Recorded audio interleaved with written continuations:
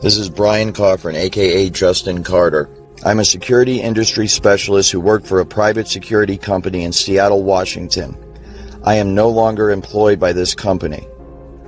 I chose to leave because I could no longer in good conscience work for a corrupt company that is involved in a highly illegal federal program that is blatantly violating the constitutional rights of American citizens on a daily basis.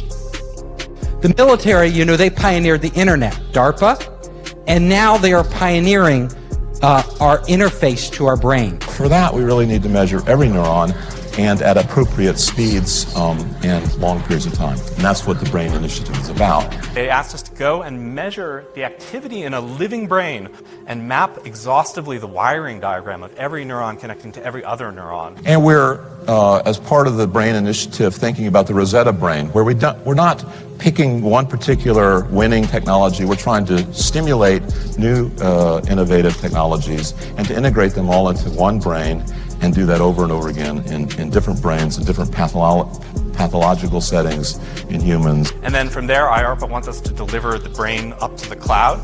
So this is a 40 gigabit per second brocade switch to the Internet 2 infrastructure. This is like the fast internet. And we upload that brain to the cloud.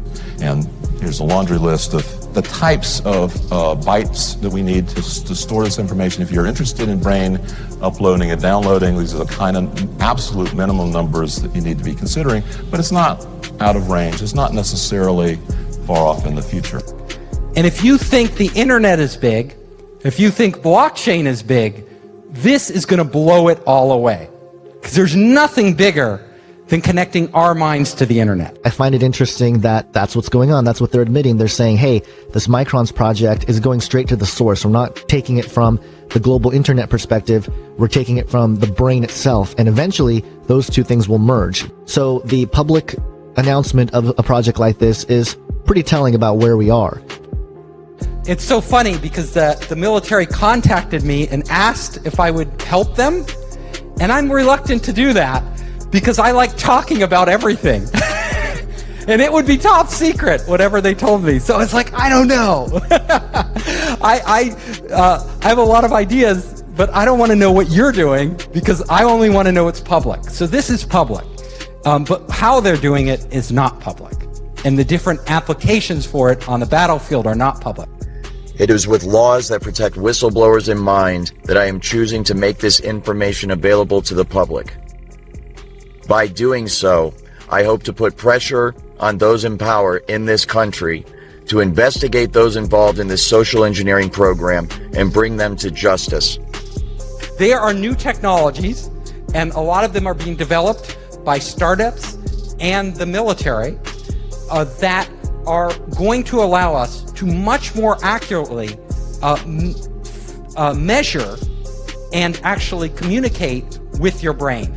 Now, the nice thing about this technology is it's non-invasive, meaning they don't have to crack open your skull and put a chip inside. The true way that this technology works is that a complete DNA profile is obtained from the target, from the individual, the targeted individual. And then this information, the DNA of the individual, is used to determine the resonant frequency of the DNA itself. The resonant frequency is then used to fine-tune the technology, the radio frequency signals, the microwave auditory effect, and all of the other aspects of the technology to tune it perfectly to the resonant frequency of the targeted individual's DNA. And they can read your thoughts verbatim as they occur within your own mind. We can generate an electronic signal that's characteristic for the DNA. This can read DNA from solution, and your blood is a solution, it's a liquid. We can decode it into a form that can be read by a computer. And in a way, you can think about DNA as digital information moving through a tube. Now, if we can tap into that tube, like a network, and we can read that information, we can intercept what's happening in people, you can make them an extension of the internet. And I have a thermostat at home that's on my iPad. I can warm the house up before I get home. People call that the Internet of Things. We call this the Internet of Living Things. much like any information, biometric information, digital information, can be susceptible. We know that genetic information and DNA sequencing information is highly sought after by adversaries. The memo says the kits could expose personal and genetic information and potentially create unintended security consequences and increased risk. It also says the data in the wrong hands could be used to conduct mass surveillance or to track individuals. There are many military applications for maintaining and using DNA data sets. There are new technologies that are coming out. Technology called biocoded directed energy. And that's a top secret thing that was developed. And what it is they get your DNA. Once they have your DNA, they take the DNA and they put your DNA code in a supercomputer. And in that supercomputer, they run algorithms that biocode electromagnetic transmissions so they bioresonate with your body. Once they've done that, they can transmit that from satellites or cell towers or aircraft or any number of ways, and that signal will only affect you and nobody else. In other words, everybody standing next to you is not going to hear the content because their receiver is not tuned to that bioresonance. There's a bioresonance to every individual, just like our fingerprint. Every person has an individual DNA, a different bioresonance. And so the original Stockland patent is on my website, where Stockland was able to go voice to skull with pulse transmissions in 92. And then after the rest of the development went black ops. We don't really know what happened after that. We knew we could put voices in group people's heads. What they did, and I know from the Russian translation from Cheryl Welch, from reading all her translated psychotronic stuff from Russia, that they figured out how to biocode these microwaves so that it can attack specific individuals. They basically analyze your DNA and they then use supercomputers to encode the signals. And you basically convert DNA information into ionic information into computer information. So that's going from DNA to ions, but for the brain, we're interested in the opposite, going from ions to DNA. We have the ion channels that are going through the spiking, or in some cases, the non-spiking behavior. It's influencing the fidelity of the DNA polymerase so that the time series of the calcium, say, turns into a spatial series of changes in the DNA sequence, which you can then read out or compute on. And not just for the RNAs and other molecular identifiers, but what the brain was thinking during activity. All of us speak to ourselves in our head. That's how it's strange that we have to communicate to ourselves by speaking, right? But we will just sit there talking to ourselves. So as we are talking, there's a certain pattern for every word we say. What they're doing is looking at the pattern in the brain, and then they're matching that pattern, they're putting that into a database. If you think of those words, and the beauty of this is most of the words in the dictionary we don't say, but a subset of these words, actually a small subset, we use all the time. So if you can match the patterns in somebody's brain to the patterns in the database, you can literally start to read their mind. Every time a word comes up, you know it. Oh, that word came up for that individual. Now, will the patterns be identical in every person? Probably not, though the information will be stored in slightly different places. But it wouldn't take long for you to train a machine to read your mind. Now, that's just the beginning. They may be able to have algorithms sophisticated enough, and they get enough samples, enough data, that the AI could actually learn over time what the general rules are for different words, and then you could apply it to anybody. Without verbalizing anything, you could literally start to communicate with other people. So my lecture, we could all be standing here silently. And I could just be communicating it to you. I could be talking, you would talk to people, you could literally have conversations with people without ever getting on your phone anywhere in the world. Goodbye WeChat or Google Hangouts. We could all just be on our brainwaves, right? Communicating with our friends, they could be dropping in on us. Very strange if we think about it. so that when that person goes to speak out about it, when they go to seek help from their fellow human beings, and their fellow human beings say, what is it that's happening to you? The target will then say, I'm hearing voices inside my head. But these would be controlled hallucinations run by algorithms. And they will conclude that this person must be crazy. And as a result, they will recommend psychological evaluation for that person. You can see the way this is going to go, and the way it is going right now. As good people, helpless people that are being abused and tortured and enslaved and experimented upon in America today, American citizens cry out for help from their fellow Americans, and their fellow Americans say, why don't you take some Prozac because we think you're schizophrenic? When this is a highly technical program. All of the symptoms are induced by a technology that is so fucking sophisticated, it is horrifying beyond description. This technology can also tap into the optical nerve of the target and the auditory system of the target, so that those monitoring the target can see what the target is seeing and hear what the target is hearing. This information is then downloaded and stored on a computer in a highly secure, classified site on servers that are guarded by some of the tightest security in the world. So the ability to do this, the ability to download information, that is like what the military and other people are that's their holy grail. There's a number of companies now that are looking at ways to write digital information into DNA. Because you would only need about a room full of DNA to record all of the digital data that exists today, which is quite extraordinary. So we'll be able to outsource, we'll be able to upload our memories to the cloud. So let's say you don't want to, you want that memory forever, right? You're like, it's automatically probably being stored in the cloud for you without you thinking about it. Just like these automatic backups on your computer, everything, there's a copy and there's redundancy and there's like many versions. And so your experience, you could access it later. This results in the individual's entire day, everything they see, everything they hear, everything they experience, and everything they feel being recorded till the end of time. Within the brain, there are tiny structures called microtubules, right? If you think of these as straws, but they're straws through which flows light. And in fact, photons of light known as biophotons. And that each one of these is a package of information that flows around, these tiny structures in the brain. This light is carrying across the memories. And we know DNA is also producing these biophotons of light. This is well studied and is well understood.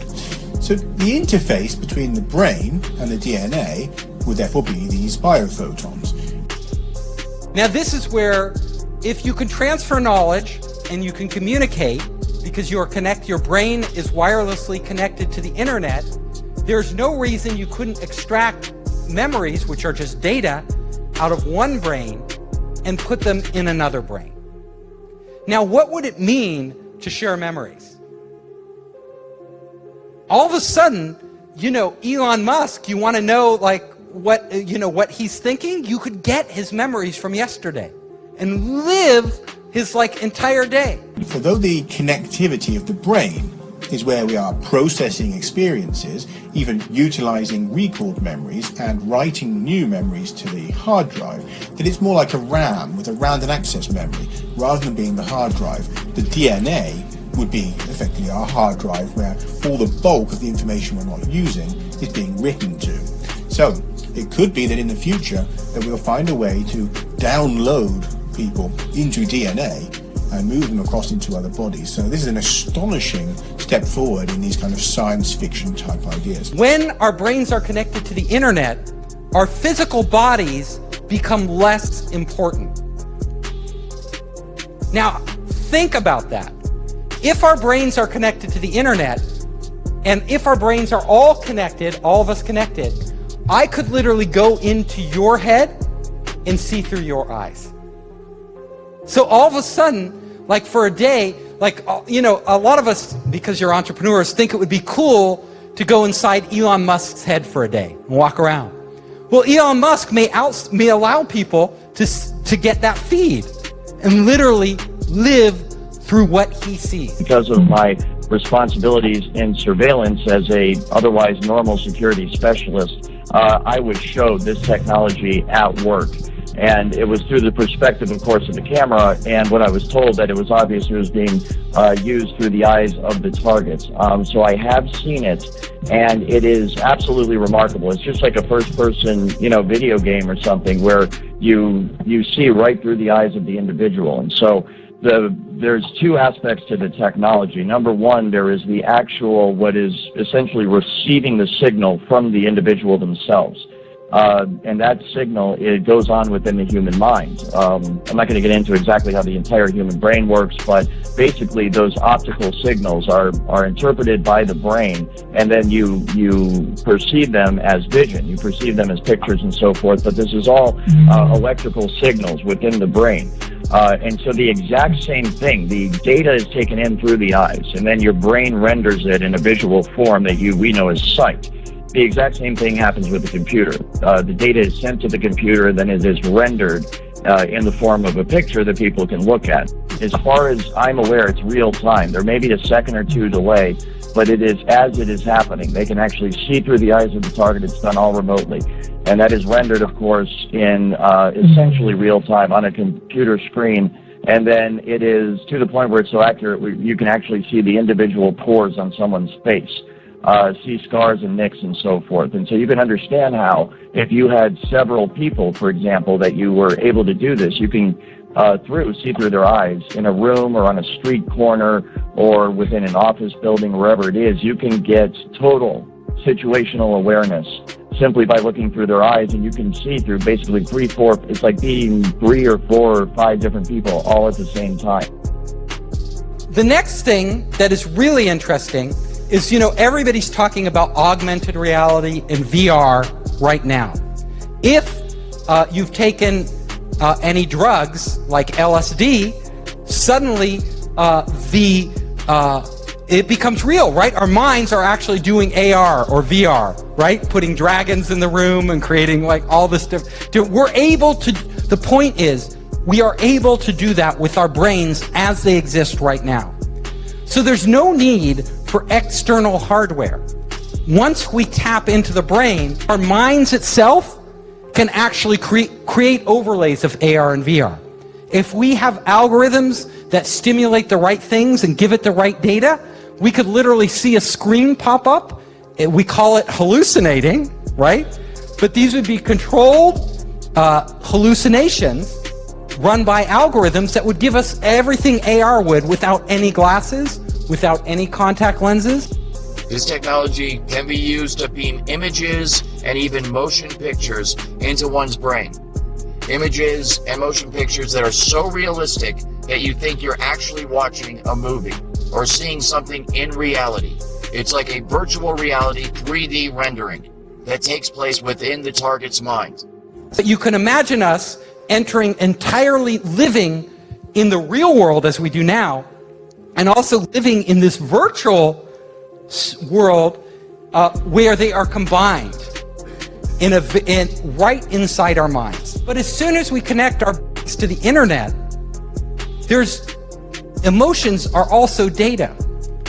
We could start literally to feel somebody else's pain. And now we say, I feel your pain. We don't really feel their pain. But in the future, we may actually really feel their pain. Like if they're sad, all of a sudden we could tap in, to your wife or girlfriend or boyfriend, and you could be like, oh my God, I feel your pain. I feel your anxiety, This technology can also be used to manipulate the emotions of the target. It can induce fear, love, hate. It can cause you to be nervous. It can cause you to be confident. It can cause you to be depressed. It can cause you to be happy. It can cause you to feel any fucking emotion at any time by artificially inducing them. So, like any technology, there are great things we could do, and then there are very horrible things that could result from it that are unanticipated.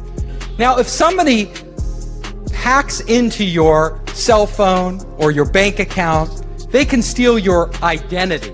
But it's not your real identity. It's more like your money. And that's bad enough, right? That's pretty bad if you get hacked and they steal your, they do identity theft. But if they're connected, if your brain is connected directly to the internet, then it will be real identity theft. They could take you. They could literally erase you. They could reprogram you in a way without you even knowing it. So you think you're in control of your own will, but it's actually somebody else. It can literally stop your own thoughts from happening and replace them with other thoughts by sending thoughts to your head.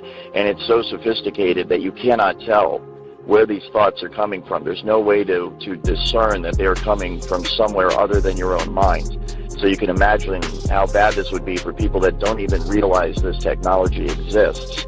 And they're having these thoughts, which they think are spontaneous, because being under the influence of this technology now, kind of having been on both sides of it, I am just amazed at the way it works. And I know that the thoughts that they beam into your head originate from the exact same place in your mind that your own natural thoughts originate from. So if I didn't know I was under the influence of this technology, then I would have no idea that anyone was influencing my thoughts at all. And that's exactly what it can be used for. It can be used to sway people in terms of their opinion, to make them go along with a certain agenda. It can be used to turn groups of people or individuals against each other for whatever purpose. And who do we trust with this technology? Well, apparently not Mark Zuckerberg. He didn't do that good a job at protecting our data. Do we trust a government? Do we trust Donald Trump? Who do we trust? Yeah, decentralized, a blockchain, right? You're going to have technology that protects us. Technology which really doesn't exist today, and it has to be so foolproof, and we have to have so much faith in it that we're willing to open up our brains to that potential of being hacked. So my final slide here is that, our future could go two ways, right? We could literally create heaven on earth. So we are all one giant being, and we are all working in unison, and we are experiencing these amazing things. Or it could be hell, where there's some evil AI or evil people controlling everything we do, and we're more like zombies, where we don't even know it. Like, we think we're free, and we're not actually free. One of the things I'm concerned about is the technology as it's being researched and developed in Seattle utilizes emotion manipulation and behavior manipulation without the game stalking and without the voice to skull aspects. And so this use of the technology can be done very covertly, to the point where the person it's being used against will not know that this technology is being used against them. And that is one of my main concerns, and one of the reasons why I want to bring more light to this technology and to this issue, because this technology could potentially be being used against tens to hundreds of millions of Americans every day. I've mentioned in some of my podcasts how there are field events where they will not direct this technology at an individual, but create a general field of frequency in a geographical area, so that everybody that within that geographical area is feeling the effects of the technology. It's more of a general application of the technology instead of an individual specific application of the technology. But when you consider that use of it, and the fact that it is used for emotion and thought and behavior modification, then we could potentially be looking at many, many millions of people across the country that are under the influence of the technology today, right now. It's going to be very hard to stop. It is going to be very hard to stop. Think about it. It's sort of a one-way path. I've never seen humanity roll back technology. What we can do is control it. So like with nuclear weapons, we've barely kept those in control. With other weapons, not so much, like chemical weapons. But we need to start talking about this now. There is a very real risk that you are going to become a full-blown 24/7 targeted individual. And this technology at that point, when it is nationwide, will be used by automated supercomputer software programming that will manipulate the emotions and the behavior and the thoughts of everybody in the United States of America.